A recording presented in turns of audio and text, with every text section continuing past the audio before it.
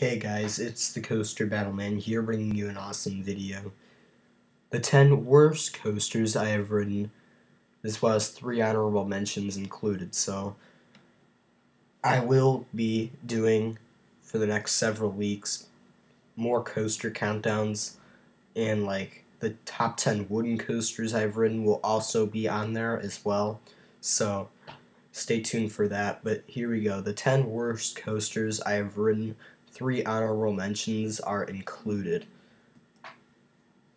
Honorable mention number 1, Corkscrew at Michigan's Adventure. Now, Corkscrew at Michigan's Adventure has some good qualities to it, like changing colors throughout the ride and being a classic coaster at Michigan's Adventure. It looks fairly iconic in their skyline with the double corkscrew, but I've had some decent rides on here and I thought it was okay. But the first few times I've ridden this coaster, I just didn't enjoy it. And another bad thing is that the capacity for this ride is pretty bad, as there's only one train that runs on this coaster. So yeah, it kind of Corkscrew. There's a lot more negative qualities than positive qualities, so that's why it's an honorable mention. But it's not the worst ride experience because it's pretty short.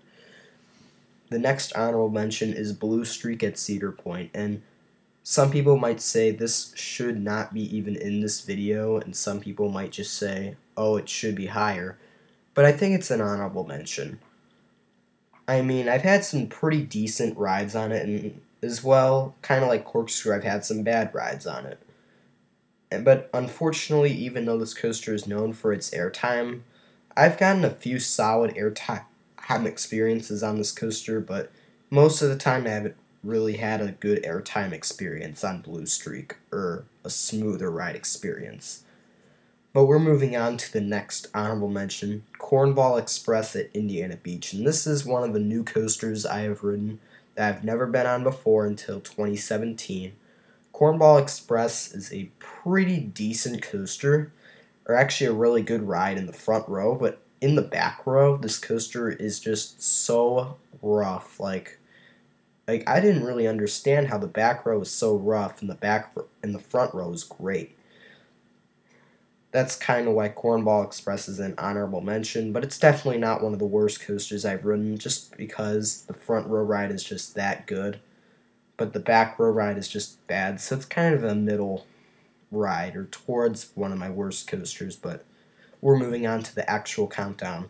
Number 10, Cedar Creek Mine Ride. Now, Cedar Creek Mine Ride, I've only gotten to ride it once, and it's one of the oldest coasters at Cedar Point, so we're not making it an obvious number 1 or lower.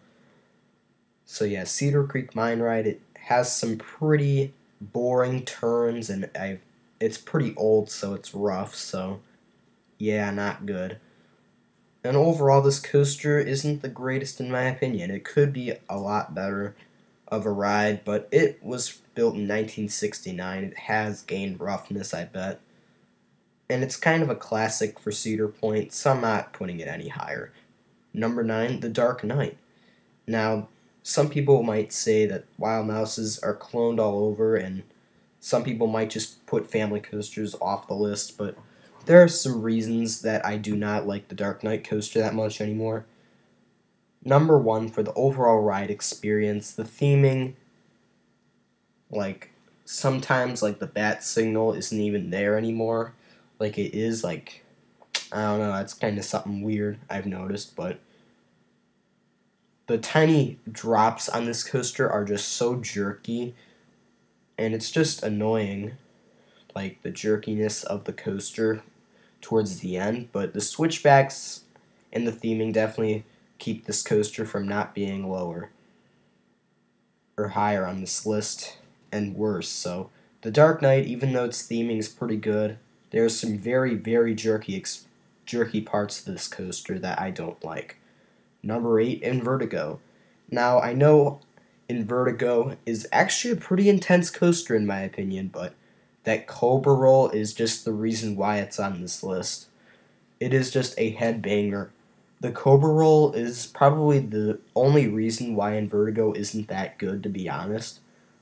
If they could just go with a different inversion, or a different type of layout for this boomerang without a Cobra roll, then it would actually be a better ride, because some Cobra rolls, they're like decent like Raptors, and some are bad like the ones on Vekoma in Vertigo models like this ride. But in Vertigo, it's pretty intense, but that Cobra roll kind of ruins placing, kind of makes it on this list. So yeah, we're moving on to number 7. Hoosier Hurricane at Indiana Beach, a new wooden coaster that I've gotten to ride for the first time in 2017 now. This coaster, layout-wise, you might think, oh, how is this coaster one of the worst coasters you've ridden, even though it's an out-and-back coaster? Well, it's pretty simple. It's rough. Like, overall, even though this coaster goes over the water and the drop faces the water and all this cool water-related stuff, this coaster is very rough.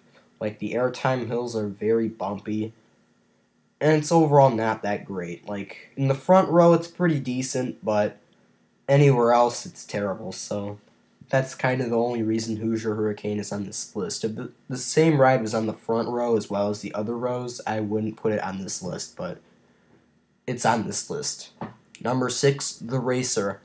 If you were telling me to do the same countdown in 2016 with these coasters, the Racer wouldn't be on here. But this year, in 2017, I just had a terrible experience on the Racer.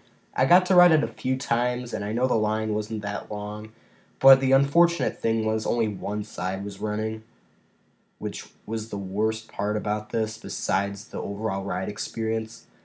But the overall ride experience was super rough, and there was no racing involved because the other side was closed.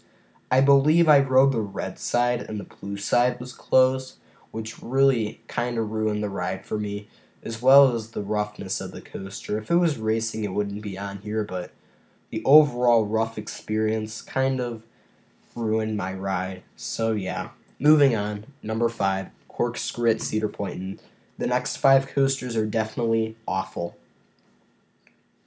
and Corkscrew is no exception. So overall, the inversions are rough.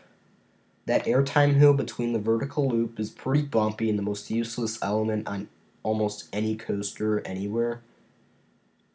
And it's just such a jerky ride. There's some very jerky moments, like that turn that takes you into the corkscrews.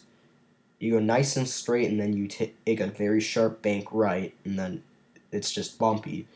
There's some very jerky turns on this coaster, and moments that's why it's on here. Number 4 is Ninja. So, yeah, this coaster was definitely the second worst or the worst coaster I've ridden according to 2016, but to 2017, it wasn't too bad, to be honest, but there was only one moment where I had headbanging, but the headbanging quality, it wasn't like just a little jerk. It was a huge jerk of headbanging. It was awful. I believe it was on one of the inversions or in the helix section. I'm not really sure where it was.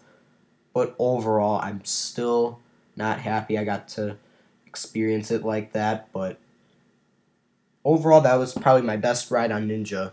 And the good news was I got to ride it twice because the operators didn't really care about...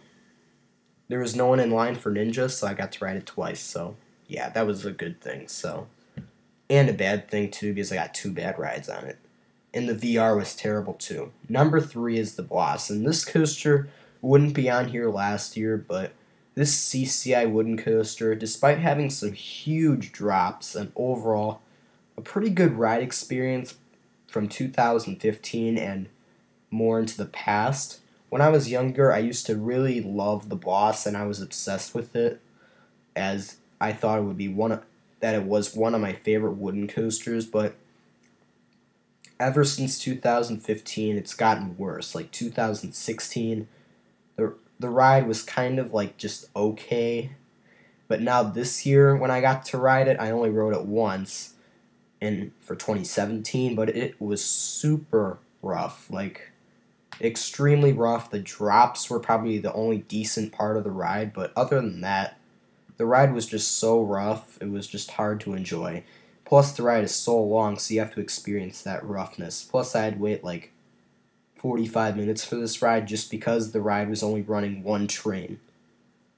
Unbelievable. But number 2 is the original Mean Streak, and I'm still including Mean Streak on here because of how bad it was. Even though this coaster will become possibly the best RMC or best coaster in the world, Steel Vengeance, it was once one of the worst. The original Mean Streak, I still cannot stop talking about this ride being so boring and bad. Front row, it was just boring, but it wasn't too rough in the front row. I tried in the third row a few months later in 2016, and it was super unbearably rough, and it was just awful.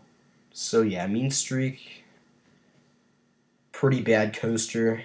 I'm really happy they're RMCing it for 2018. Steel Vengeance will definitely be the best RMC out there. So yeah, number 1, Wolverine Wildcat. So this is just a very bad coaster.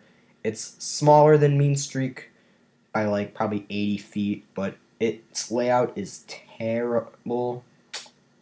I mean, the layout isn't that bad like the original Mean Streaks was, but Wolverine Wildcat, terrible coaster. It's unbearably rough. Like, probably the lift hill is the best part of the ride. That's how rough it is. And yeah, overall, that's definitely the worst coaster I've ridden. So we're just gonna end the video there. Thank you for watching. Stay tuned for more videos. Is Wolverine Wildcat the worst coaster you've ridden? Is it the worst coaster at Michigan's Adventure? What's your least favorite roller coaster? Tell me in the comments below, and stay tuned for my next video, the top 10 wooden coasters I have ridden. Stay tuned for more videos.